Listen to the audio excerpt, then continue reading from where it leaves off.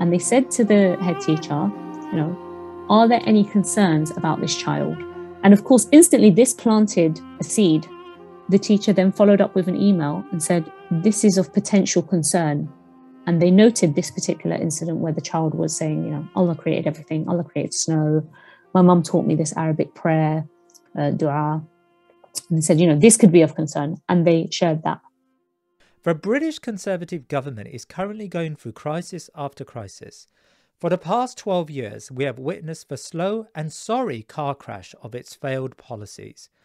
At the time of broadcast, its current embattled Prime Minister, Liz Truss, has had to U-turn on her economic plan and hangs on by a thread. Yet very few journalists and political commentators pay much attention to another series of disastrous policy initiatives focused on the Muslim community. And despite all the evidence, the government ploughs money into initiatives like Prevent, an insidious counter-terror strategy that has caused untold damage to community relations and alienated large numbers of Muslims. Prevent, a statutory duty of all public officials, looks to find what the government calls signs of radicalisation.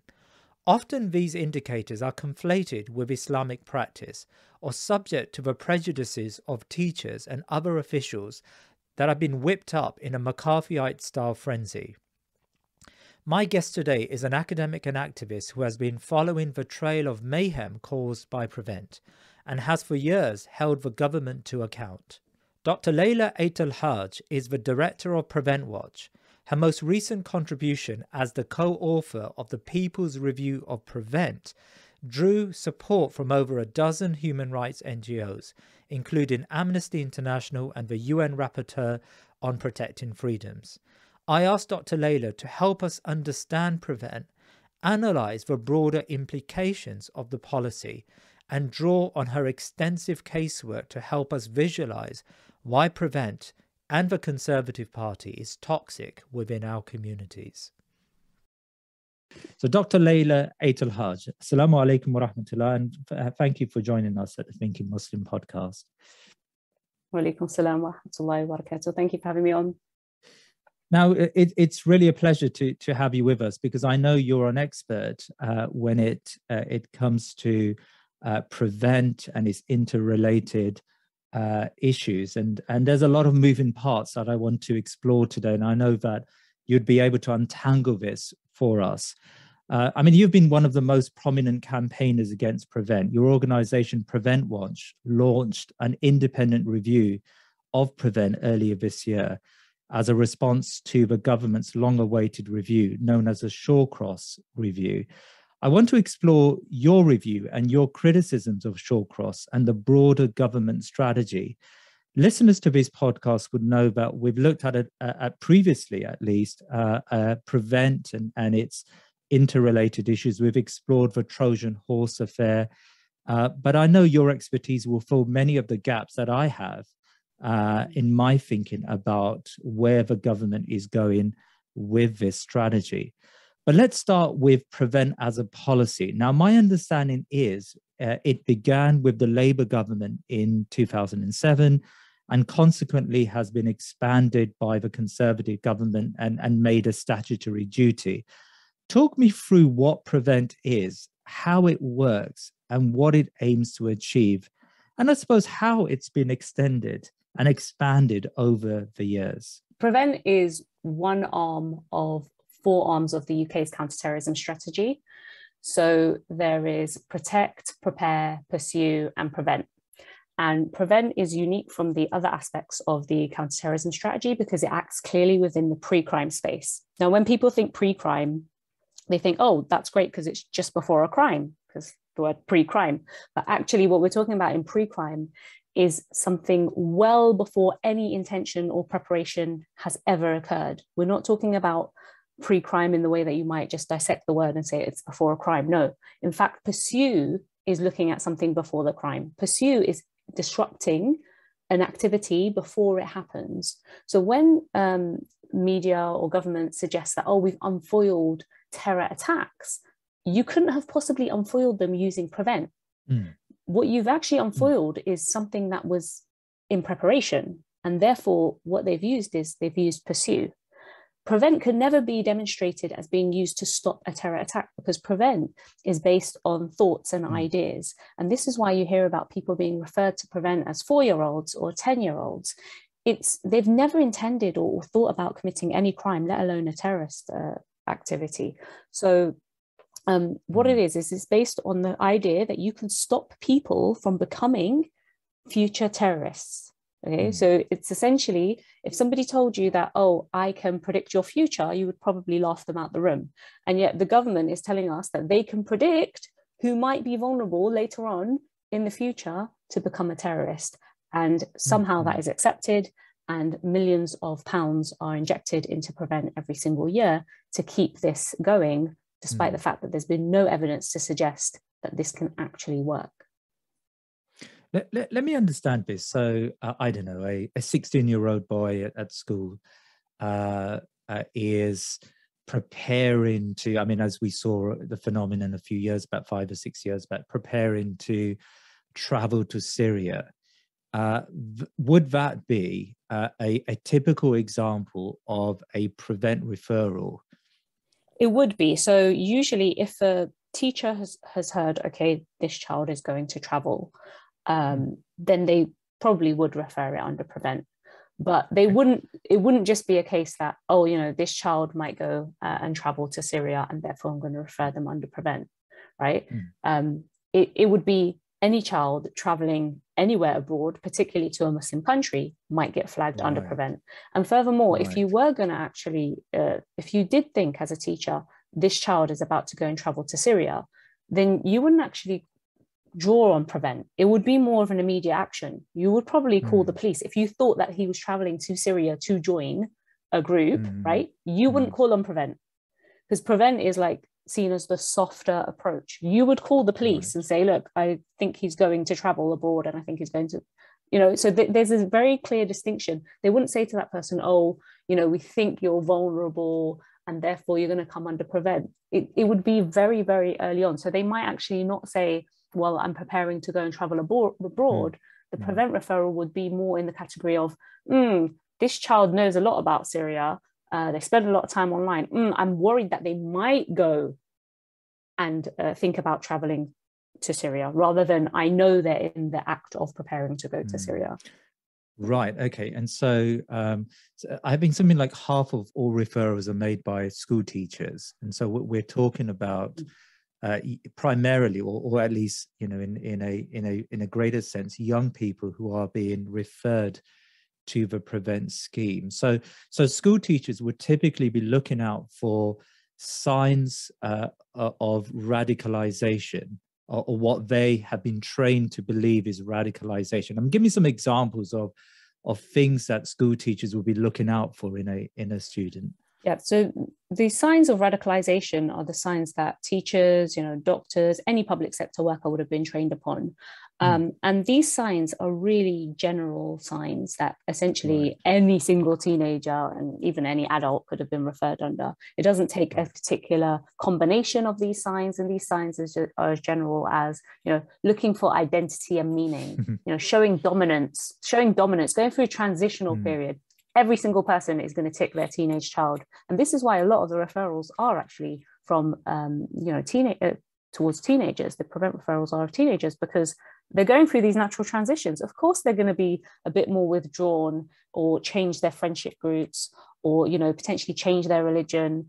These things happen. It's a normal part of growing up. It's a normal part of changing your ideas. And yet these are the same signs that people who have no idea about terrorism are told, you know, you need to look out for these signs because that person could be vulnerable to becoming a future terrorist, essentially.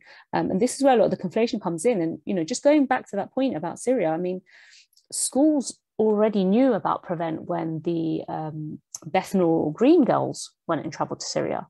Yes. You know, they weren't stopped from traveling under Prevent.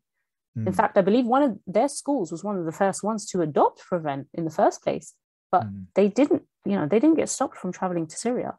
And so it begs the question, why are people who do end up traveling to Syria, why are they not stopped by Prevent?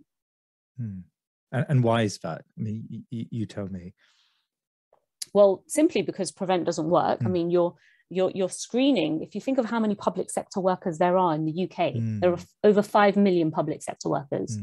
And so essentially what you're doing is you're getting 5 million public sector workers to be your eyes and ears and to report on anything that they feel suspicious. And they're being told to trust their gut, right? And essentially what you're doing is you're saying, tap into your bias, no matter how conscious or unconscious that bias may be, and report anything you think might be suspicious. So if you're, you know, a non-Muslim who has no idea really about some of your Muslim students, and you think, oh, that child, you know, they've turned 13, 14, you know, they're now asking me if they can take a break so they can go and pray. You know, you might think, oh, that's a bit extreme. Why are you going to use your break time to pray? Why wouldn't you want to go and play with your friends? You know, and tap into that bias and think, yeah, that's a bit bizarre, actually. You know what? I'm just going to trust my gut. They've started to wear hijab, or, you know, they've started to dress more modestly. I'm going to trust my gut. This is what I am mandated to do. Bear in mind, they are mandated to do that. They have a legal duty to report those signs. And, you know, if it's nothing, I'd rather be safe than sorry. What they don't realize is that if it's nothing, what you haven't stopped is that person being vetted and interrogated potentially by a prevent officer. And, you know, we call them prevent officer, but really a prevent officer is a counterterrorism officer. Right. So it's not even your local police officer. It's a counterterrorism officer. And most people would be quite intimidated if they were questioned even by a police officer, let alone if they're questioned by a counterterrorism officer who thinks that you might be susceptible to being a terrorist. I mean, that's a really intimidating thing to go through. So if you think about it, 5 million public sector workers are reporting on thousands of people every single year. And these people, all the first stage of a prevent referral is that you get vetted by a counterterrorism officer. And usually that happens in person. And many times it happens at home. So it's, you know, that whole idea of like, oh, I'd rather be safe than sorry and there's no harm done. There is harm done, even just at that first initial interaction. That's without any of the subsequent potential steps that may occur. And what are the subsequent steps? Imagine if the prevent officer feels that there's something here that needs to be explored further. I mean, this is, of course, what you've described as a pre-criminal space. So we're not talking about someone who's, you know, who's immediately in the process of undertaking an act of terrorism. We're talking about someone who's showing signs that they believe is, you know, are signs of radicalisation. So if, for example, that prevent officer decided that there's something here, what happens next? Yeah, most times the prevent officer does believe there's something there, because you have to keep in mind that the prevent officer is trained on the same signs that the teacher or the doctor has been taught, right? Okay. So they're going on the same assumptions, and so usually they will refer it. Now, in the case of children, social services are almost inevitably always involved when it comes to a child.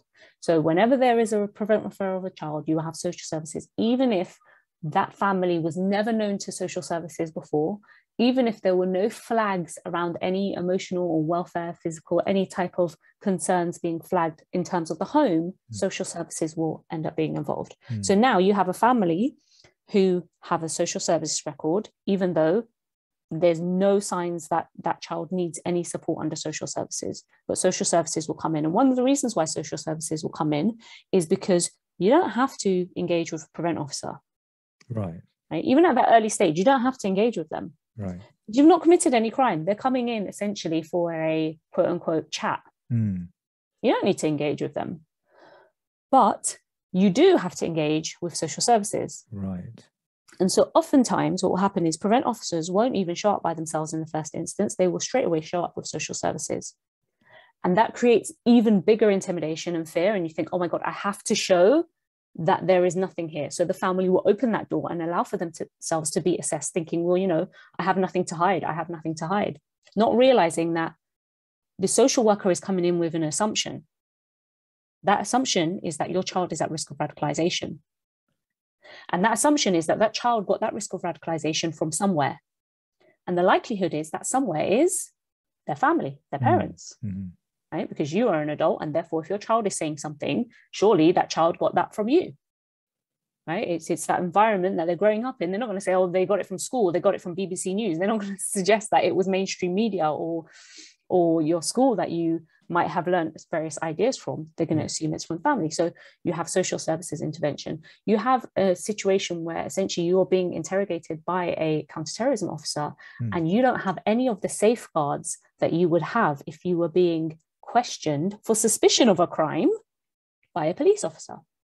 You don't have those rights because the officer at the time isn't governed by the same code of conduct that they would if they were there investigating a crime. Right. And we've seen this in practice. We've complained, clients have come to us, asked for support. They don't understand why their 8-year-old, their 10-year-old, their 13-year-old has been questioned by themselves without a guardian, without consent or anything. And they've said, hold on, this breaches PACE. Right. PACE is the code of conduct that police should adhere to. Yes. And when we complained to the police and said, why did you decide to question this child by themselves for 30 minutes, 1 hour, without a parent or guardian present? They've said, well, we weren't investigating a crime. And so we didn't need to follow that code of conduct. However, if you think about it, the information that they gather from that particular interrogation could be used against you. But you don't have that right. You don't have that right to silence. You don't have that right for asking for a lawyer. You don't even have that right as a child to ask for your parent to be in the room. So it's a very kind of gray area that's really open to abuse. And, you know, the social services intervention could mean that the prevent officer goes away, but the social services decide to stay. Right. And say, well, actually, we're going to stay and we think you need support. And then the parents feel obliged, like, oh, maybe we have to take on the support, because if we don't take on the support, then it means that, you know, we're not doing what's in the best interest of our child, even though even the social services intervention, you know, if they don't meet the threshold, they don't meet the threshold. It's voluntary. And again, a lot of social services won't explain to the parents that what you're about to undertake is voluntary. And so they think they have to engage with those social services. They think they have to engage with those prevent officers. And it can be a really, really traumatic and confusing time for the parents and the children involved, because they believe something's wrong, like something's happened. I've done something as a child, I've done something wrong, and it has created this huge intervention in my family life.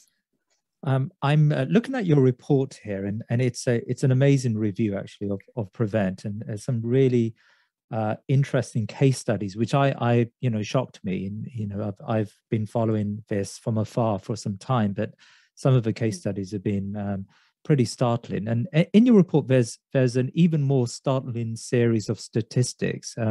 Let me read it out for our listeners. It's quite a long passage, but I think it's quite important, and I want you to reflect on what it suggests. So in the year 2017 to 18, there were 7,318 prevent referrals, of which 42% were judged to require no action. Another 40% left the process and were directed to other services. So as you've described, they're probably social services or other community services. But these were not at risk of radicalization. So another 40% were taken out of the system because it was deemed that they weren't on this so-called continuum towards radicalization. Before a channel discussion took place. So I'm going to ask you what a channel discussion is in a second, but let me just read on. So 70% of those discussed at channel did not proceed onto the program.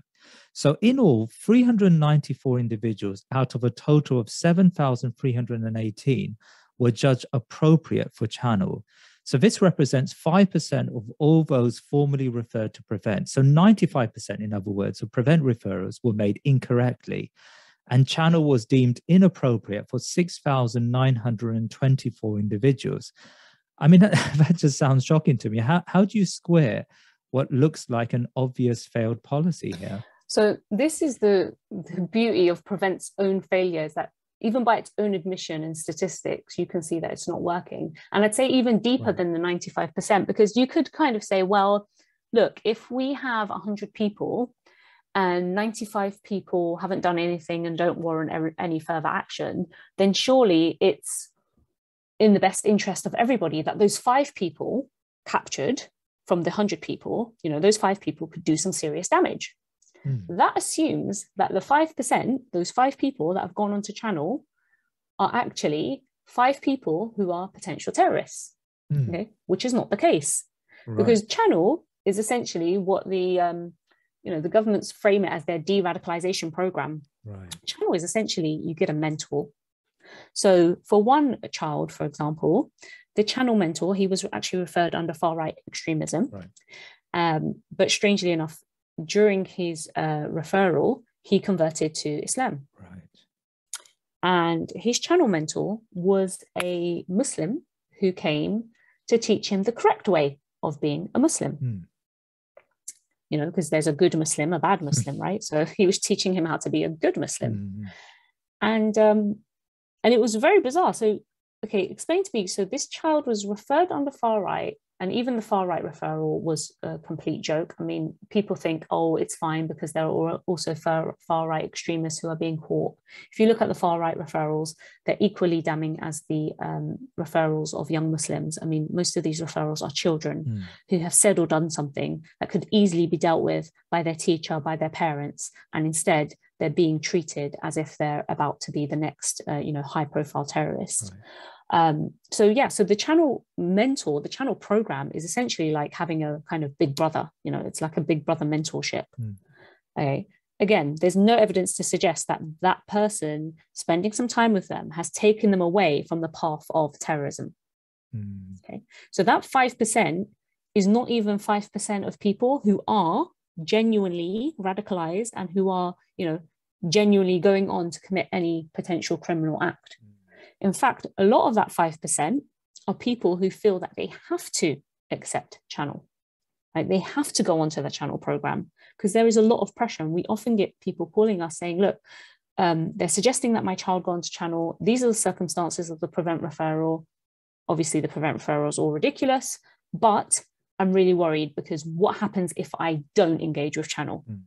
And so they feel coerced and they feel that they have to engage.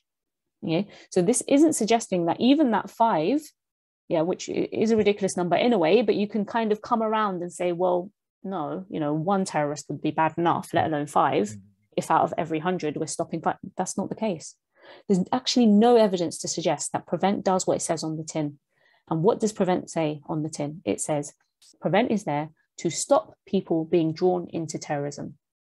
There's not a single shred of evidence that has been produced by anybody in the pro-prevent lobby, by any member of government, or by any of the reviews, including this Shawcross review, will not show us a single shred of evidence, I can be certain of that prevent works to stop people from being drawn into terrorism. It begs the question, why continue with such a policy? And if only 394 individuals out of a total of 7,318 are referred to prevent, and as you've quite rightly described there, even those individuals were probably not on this pathway to terrorism, to radicalization. Surely the government produced these statistics. I mean, they know what's going on. They know that there are large numbers of people who are being scooped up by this program who are not actually, who shouldn't be referred to this program. So why continue spending millions of pounds and exerting energy and writing reviews when the program is failing? I mean, what's your thinking behind that? I think the best way to look at that is to flip it on its head and look at the higher percentage that are not seen as even by their own logic warranting any further action. So let's look at the 95%. Where do they end up? Yeah. Okay, so some of them are complete misinformed referrals, right? Then it's not suggested that they require any support. If you look again at the Home Office's own statistics, they're suggesting that the majority of that percent, what happens to them is that they require some support, but it's not, channel. So what is that support? Well, that support is potentially healthcare support or social services support.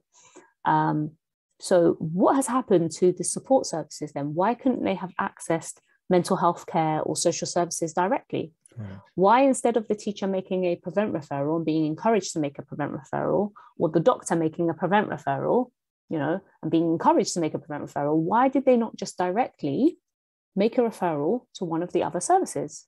Because, if you go to your GP and you require mental health support, yes, your GP knows exactly what he needs to do that.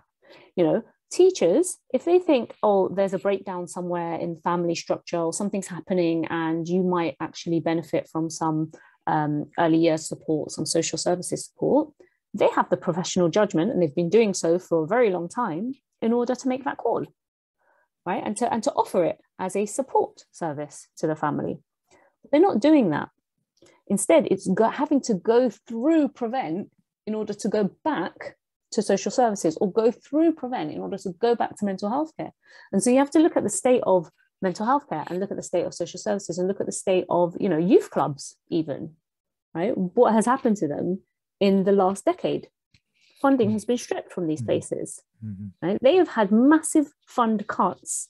At the same time, Prevent has received huge injections of money. It's easier to justify an injection of money to, keep the nation safe, than it is to suggest that, we need money to keep our youth off the street, or to engage youth, and to, bolster the mental health of our nation. Right? And that is essentially what is happening. Prevent is being seen as this fix all, and it's not at all. In fact, it's creating more problems. And so you have people like, even Sarah Khan, for example, speaking of hateful extremism. Firstly, nobody defined what extremism was, okay? And everyone was waiting for the Commission of Counter-Extremism to define what extremism was, because that was her role for a couple of years. Yes. And instead of doing that, she came out with a new term. Right? I'm not going to define extremism. Instead, I'm going to come out with a new term called hateful extremism. Well, what is hateful extremism? It looks a lot to me like hateful extremism is a hate crime. We already have a definition for that. Yes. We already have laws for that. Yeah, that's interesting. I mean, do you think that Prevent is aimed at doing something greater? I mean, going beyond the 95%. I speak to people in the community who talk about Prevent in hushed tones, and you can see there's a palpable fear. Maybe fear is too strong a word. Well, maybe it isn't. There is a fear about Prevent in the wider Muslim community. Even beyond those who have directly interacted with the process. Is Prevent there to instill fear and suspicion in the Muslim community? I mean, does it have a wider aim of I don't know, social engineering, a way to silence Muslim voices and to prevent Muslims from participating in, as ready members of a Muslim community? I think that is one aspect of it. If we look at it from a power perspective, I mean, in order for power to thrive and to be very kind of authoritarian, you need to divide, which Prevent certainly does. There is a division. There is a division amongst the Muslim community who, some Muslims accepted Prevent and thought, yes, there is a problem. We need to solve it. We need this money. We need to show our youth how to be good Muslims and to behave a certain way. And, so there is certainly that division within the Muslim community. We've seen that play out over the years, but there is also division in wider society. So you have that, it plays on that far right, Islamist type divide, it plays on non-Muslim, Muslim, it plays on that divide. And that divide is really important if you want to deliberately create division in order to remain in power and in order to be more authoritarian. It certainly silences, and we've seen evidence of that. We know that people are self-censoring, particularly the Muslim community, because they do feel targeted. So they're self-censoring. They're not displaying, normative Islamic beliefs openly, because they are worried that if you are openly Muslim, then you will also be openly extreme, according to the minds of those who implement Prevent. And Prevent is not just, Prevent is wider than just a referral system. There is an environment of Prevent. There is a logic to Prevent that creates a certain environment that goes well beyond the referrals. You don't need to be referred to Prevent in order to be impacted by its logic. Yes. Right. But that logic, again, if you think about how people are trained on the logic, how many millions of people are trained on logic, how many people are afraid of the logic, right? You are impacted by it. You're impacted by this idea that having certain thoughts and beliefs, expressing your ideas, is going to be detrimental to you. And so you will self-censor. And so you may look at your children and say, you know what, actually, don't wear hijab just yet. You're quite young. Maybe wait a little bit longer, because I don't want to be seen as an extreme parent. I don't want to be seen as a parent that is, quote unquote, forcing you to do anything. right? So there is a worry from parents, from children.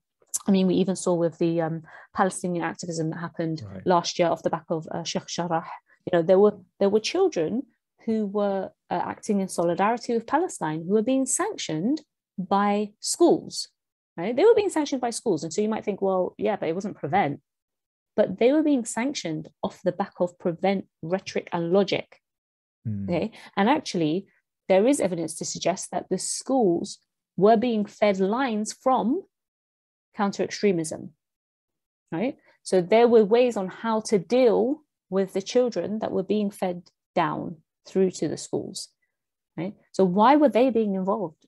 You know, surely if the kids are doing something unruly and they're not displaying their acts of solidarity properly, and maybe, I don't know, I think there were excuses like, oh, you're not allowed to stick up things on the wall, and so that's why you're being sanctioned. Okay, fine. Why do you need the input of counter-extremism? You're a school, just say we can't stick things on the walls. But there were extreme sanctions playing out because of the fact that these children were expressing themselves. And, you know, Palestinian activism is on the training slides for when people are being trained up on how to prevent signs of extremism. You know, Palestinian activism is there. And we had a teacher who, I believe we included her testimony in the People's Review of Prevent, who was saying that she was taking part, you know, as a member of staff at school, she was taking part in this Prevent training. And the person who was delivering the Prevent training from the local authority said that, you know, if somebody is at a Palestinian rally, right, showing support for Palestine, if you're at a rally and you're taking your children, that is a problem. That is a potential sign of extremism. Right? So when actually that member of staff called her out on it and said, oh my God, what are you saying? And then followed up and wrote a letter, she tried to justify what she was saying, okay, in her email, which was completely different to what had happened according to the member of staff in the actual room where they were being trained. She tried to kind of justify in the email, oh, this is why I explained it, and I didn't really say this, and this is what I said.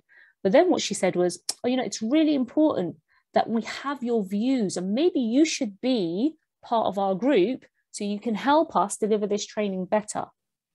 And I say that in that tone because, you know, allowing for Muslims to come into that space and feel that they're contributing is very much a part of how Prevent manages to keep itself going, right? You use members of its own community to dish out the oppression.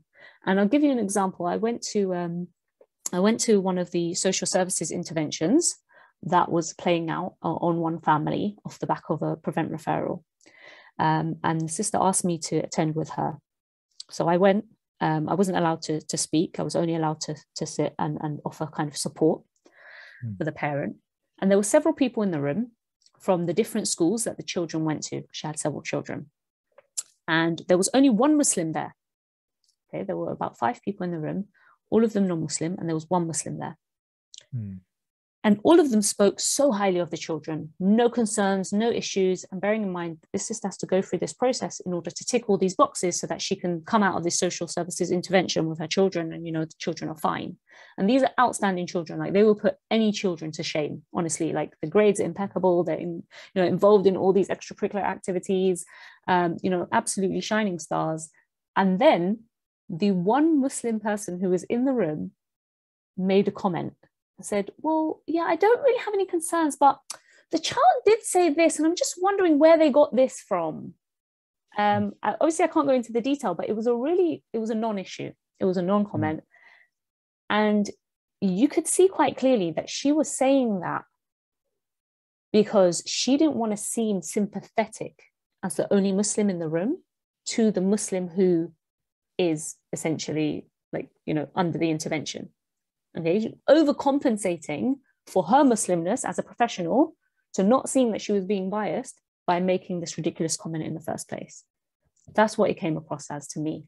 It's like, okay, now you're part of this whole system, and the non-Muslims in the room are using their professional judgment, right, to suggest that these children have no concerns. And you are now going above and beyond your professional judgment because you feel somehow insecure of the fact that you are Muslim, and you're trying to now overcompensate and be part of this whole oppressive issue that's happening and playing out. And do you feel, I mean, Prevent has an insidious effect on the broader, the non-Muslims and how they view Muslims? So I can imagine lots of teachers. I mean, my colleagues, after a series of Prevent training sessions, were you can tell that they were far more suspicious of Muslim children and would view them with an extra level of scrutiny than, say, they would view sort of a broader student community. In fact, I remember after one Prevent training, a colleague of mine who was a washed out liberal, a very open-minded person, after an intense Prevent training, he left the lecture theatre and said to generally that we should invade their countries and change these people's mindsets. And it was a shocking comment to hear from someone who I regarded as being sort of this left-leaning individual who's got very cosmopolitan sensitivities. And I can imagine, writ large, there is a broader consensus growing in the broader community that we should see Muslims and their family units with an air of suspicion. I mean, have you seen that in your engagements with Prevent? Yeah, so I think this is there are two ways I've seen this. Firstly, I've seen this in people who have come openly to contact Prevent Watch and say, look, I've just undergone the training, and like, oh my God, even as a non-Muslim, like I feel really insulted by what was just being said. And then we see it in the play out of various Prevent referrals. So, there was a nursery teacher, for example, who made a comment. Sorry, she didn't make a comment. She was reporting on a comment that the child made, where the child said, Allah created everything. Okay, Muslim child. Of course he believes Allah created everything, right? Yes. Allah even created snow, right? Okay. So this is a young nursery age child. Allah created snow, right. Allah created everything. And then the child mentions this dua that their parent taught them. Again, to a non-Muslim, non-Arabic speaking person, he's uttering some Arabic words. Oh my God, shock horror. We have to be worried. And at the time, it's interesting because the teacher didn't flag it as a concern. Okay, they noted it as nursery teachers do usually, when the child's playing, role playing, whatever, they'll make their little notes as part of their, development. They'll make these notes. But she did not flag it as a concern. When she did flag it as a concern was after Prevent officers who were unable to interact with the father, because the father refused to engage. He was like, why should I engage with you? Like, who are you? Am I legally, do I need to speak to you? If you want to speak to me, it's fine. Call me over to the station and I will come to the station. I'll come to the police station with a lawyer and I'll speak to you. But I'm not going to speak to you as a counterterrorism officer, off the record. I don't want to do that. So that was his choice to make. And then what happened was the Prevent officers approached the school of this young child who said Allah created everything and created snow, and said to that school, and this was very unofficial, there's no paper trail. They didn't send the school letter. They turned up at the school, right? And they said to the head teacher, are there any concerns about this child? And of course, instantly this planted a seed in that head teacher and in all of the teachers' mind about this child, because why would counterterrorism officers, this can't be a usual event that counterterrorism officers turn up at school and ask if there's a concern with a 4 or 5-year-old. That's not the norm. Okay, so instantly, what are you going to think? You're going to think there must be trouble at home, right? Because this family is involved with counterterrorism, and so there's no smoke without fire. Let's look back now and look through the comments that this child has made. And initially, actually, the teacher said, when they were first asked, the teacher said, no, we don't know of any comments. Okay, and they went away. The next day, the teacher then followed up with an email and said, this is of potential concern. And they noted this particular incident where the child was saying, Allah created everything, Allah created snow. My mum taught me this Arabic prayer, dua. And they said, this could be of concern. And they shared that. Now, even if you thought that counterterrorism officers were involved in this child's family's life for whatever reason, even if you thought that was the case, why would the fact that this child says Allah creates everything, including snow, and the fact that this child knew Arabic dua, why would that be potential concern for you to email it through? Because now you have a seed in your mind that these people are a problem, right? And Arabic is a problem, and Islam is a problem. And even the idea that, you know, Allah created everything, for this child to think that, that is a problem. And I think when people, not just out of the training, but just the general environment, feel that, despite statistics, you could tell them, look, statistically, it's not correct. Statistically, Muslims are not the problem. Okay, you can show them the statistics and say, look, all the evidence shows it's not Muslims that are doing all the terror acts, it's the far right. But you can show them those statistics. It's not as strong as that sense that they feel from what they're being fed day in, day out by media, by politicians, right? It's not as strong. Showing them a statistic is not going to move them in the same way that they have been moved every single day in all the subtle signs, you know, whether that's you're on the tube and it's a, you know, see it, say it, sort it, or you're in your prevent training. All of these things build up and you don't even realize till you get to the point and you think, no, I'm not racist. No, I'm not Islamophobic. No, you are. You just don't realize the journey that you've been on. You don't realize that the person being groomed is you. You're the one that's being groomed into believing, you're the one that's being brainwashed into believing this, right? Not the problem of brainwashing isn't happening on the other side, it's happened to you. I mean, I wonder whether that is, I don't know if we can call it an intentional, but a you know, one of the aims of prevent, if we were to attach a nefarious, you know, motive to this project, you know, is one such aim to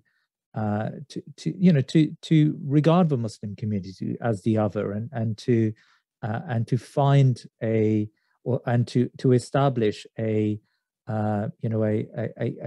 certainty in the broader community that Muslims should be suspected, and you know, terrorism is developing and breeding in mosques and within wider Muslim circles. I mean, even as you ask me that question, I realize that my response to you is going to be very much my opinion, right? And as a Muslim in this space, I know that even me giving my opinion will be used against me, right? Because if I say, yeah, I do believe that. I do believe that is deliberate, right? Then it's like, oh, conspiracy theorist, you know, all sorts. I have reported on evidence, and in the report is actually drawn upon almost 600 testimonies of people's lived experience. And these aren't just people who have called up and said, this has happened. These are people who we've gone through that journey with them. We've seen the subject access requests. We've seen the referral forms. We've seen why people referred to channel based off of the channel forms that they themselves filled out. We've seen the emails back and forth between the prevent officers. This is all evidence-based, and we've drawn upon the testimonies, and we've given examples of some of the themes that came out. We drew upon the government's own evidence, right? We drew upon other NGOs and other researchers who produced reports, and we put that all together in a 150 page or so report. And you know, we have the UN Special Rapporteur providing supporting statement for it. That UN Special Rapporteur is not any Special Rapporteur. She is the UN Rapporteur for the protection of freedoms whilst countering terrorism. Right. You know, so she's very aware of countering terrorism and very critical of prevent. And yet, despite the fact that I've used evidence-based approach, and only, you know, we've not littered this report with our opinion, despite that, I was still attacked as being what? Islamist.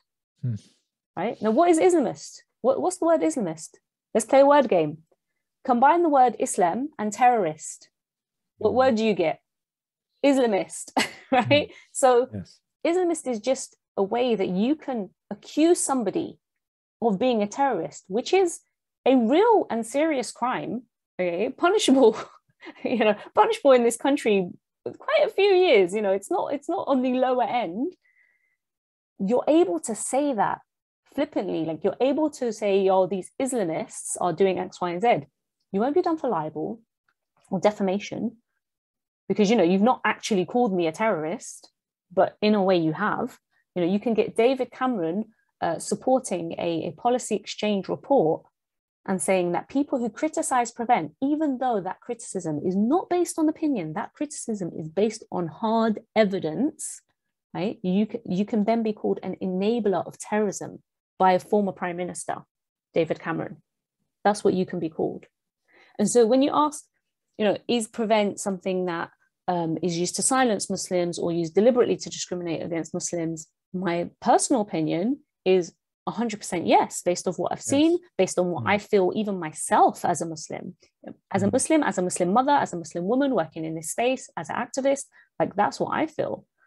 But even when I say what is based off of pure opinion without what I feel, and what is based on pure evidence without what I feel, any type of opinion, I'm shot down by it.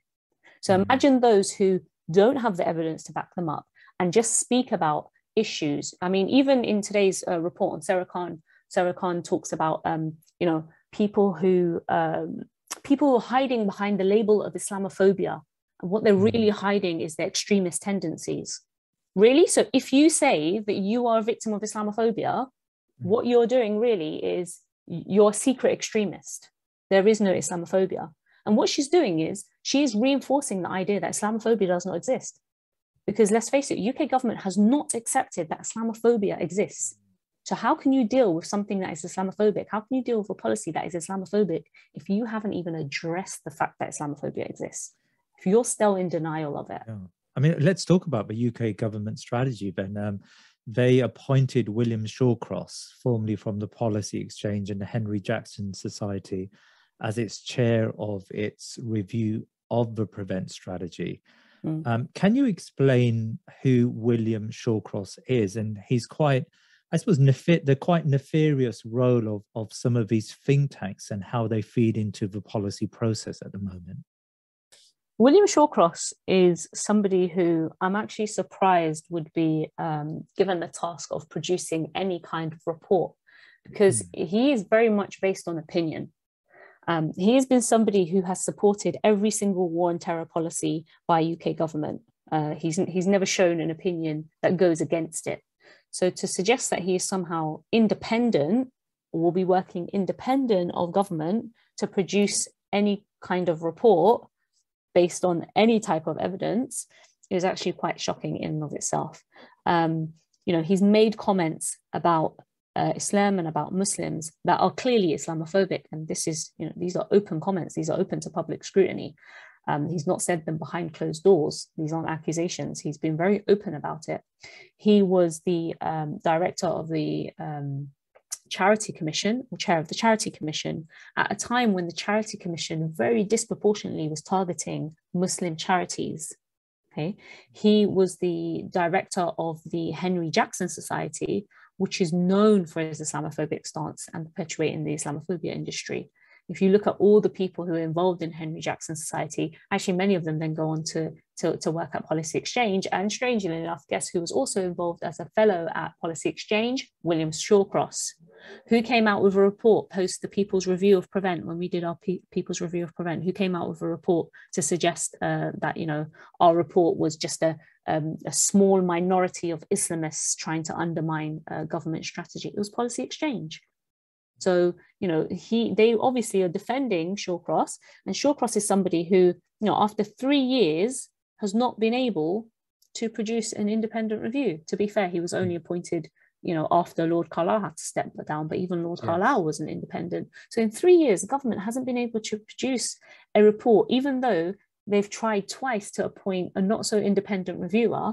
And now I think recent reports, just the other day, there were some leaks coming out in the Mail, or I'm not sure which paper was carrying it. I think it was the Mail, saying that, we can't publish this report because the lefty lawyers at the Home Office are rejecting it. It's like you're even turning against your own lawyers because they don't want to adopt whatever it is that's coming out in this report, which gives an indication that this review is a complete shambles, because you can't even get it past your own government.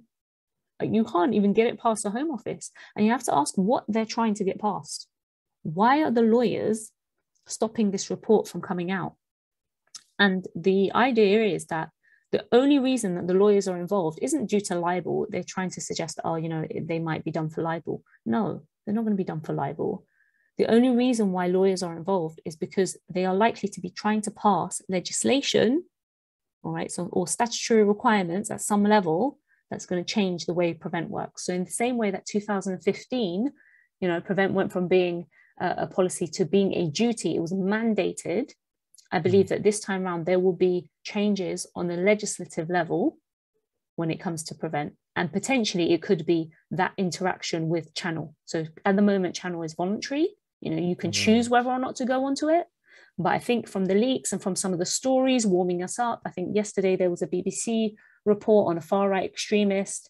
And it said, he was referred to Channel, but he didn't engage with it or something like that. And I just thought this is warming up for what is going to come out next, which is, Channel will be mandatory. And if you think about it, just because somebody's been referred to Channel, it doesn't mean that they should have to do it, because remember, they still haven't committed any crime or even suspected of preparing or intending to do a crime. How can you force, even if it's helpful for them, even if Channel was a form of therapy, you cannot force somebody into therapy.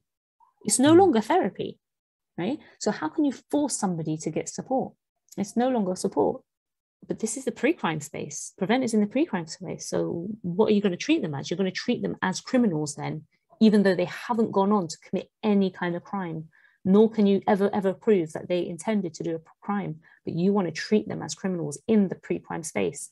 So my understanding is that Shawcross has submitted his report, as you've said, and the government lawyers are trawling through the report and trying to work out whether it can stand. As you've said, it can be legitimately published for the reasons that you've suggested or others. And in the intervening period, there have been a number of leaks from the report. I mean, one such leak, which came out in The Guardian, suggested that Shawcross is arguing that the emphasis that has been given to right-wing extremism over the last few years should be lessened, should be de-emphasized, and the focus should come back on Muslims. I'm sure you would argue the focus has never really left the Muslim community, but he's arguing for more of an intense focus on Muslim so-called radicalization. And in that leak, there was a discussion about the idea space that leads to right-wing terror.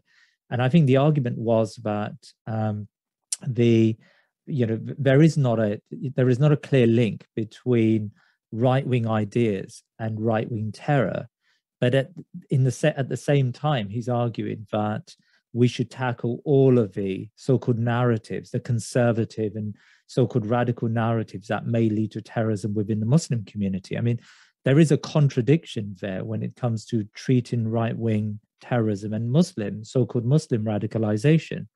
Can you comment on that? So yeah, I agree. Obviously, for us, far-right extremism, that focus on far-right extremism, it only really came into play after various criticisms and concerns about the initial focus of Prevent, which was always towards the Muslim community, right? So it was towards the Muslim community, concerns were raised that it was discriminatory. So then after one of the reviews, they said, look, we're going to focus on all forms of extremism and threw in, far-right extremism and various other activist groups into the mix as well. This is a complete red herring, not only because of the way in which far-right extremists are treated when they go through a Prevent referral and the way in which, basically the kind of sanctions and the ideas and the ways they're treated is very different to how people who are Muslim who are being referred to Prevent are treated.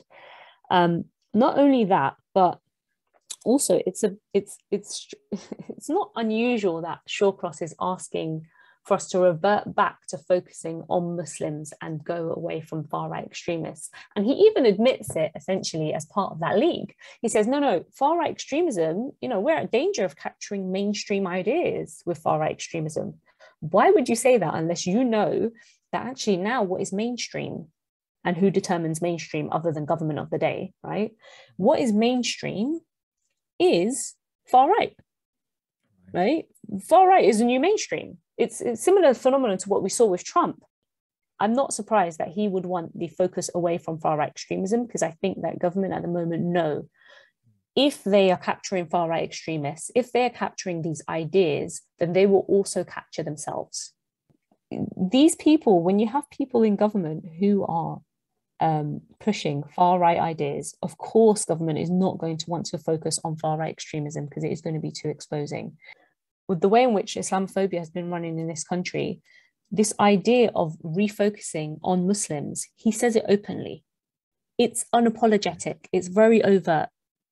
And the truth is, we've got to a point now in the UK where Islamophobia is more overt. Okay, people might look at France and the UK and be very, very thankful that the UK is very far away from France. But how far away are we from France, where it's very openly Islamophobic? We're not that far away. I'm sure France didn't wake up in the state that it is in today. I'm sure it was a gradual creep. And I think the UK is on that gradual creep.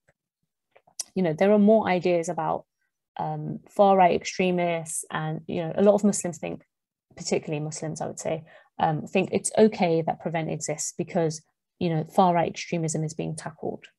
But we don't want equal oppression, right? Prevent is very oppressive in the way it operates. We don't want equal oppression. It doesn't work, full stop.